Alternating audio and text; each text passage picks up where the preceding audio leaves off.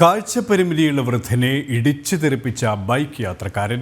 തിരുവനന്തപുരം കുന്നത്തുകാൽ ചാവടിക്ക് സമീപം ഈ മാസം 11-ാം തീയതിയാണ് അപകടമുണ്ടായത്. അപകടത്തിന്റെ CCTV ദൃശ്യങ്ങൾ ജനം ടിവിക്ക്.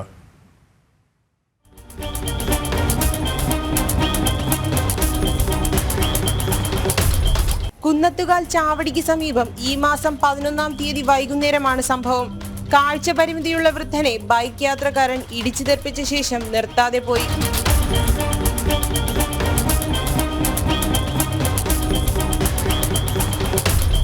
റോഡിനരികിലൂടെ നടന്നു പോവുകയായിരുന്ന വൃദ്ധനെ പിൻവശത്തു നിന്ന് വന്ന ബൈക്ക് ഇടിച്ചു തെറിപ്പിച്ച ശേഷം കടന്നു പോവുകയായിരുന്നു.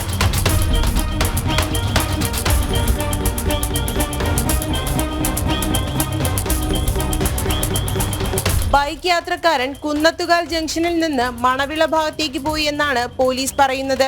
പ്രതിയെക്കുറിച്ചുള്ള സൂചനകൾ ലഭിച്ചതായി വെള്ളറട പോലീസ് അറിയിച്ചു. ഇയാൾക്ക് വേണ്ടിയുള്ള തിരച്ചിൽ ഊർജിതമായി തുടരുകയാണ്. ജനം, തിരുവനന്തപുരം.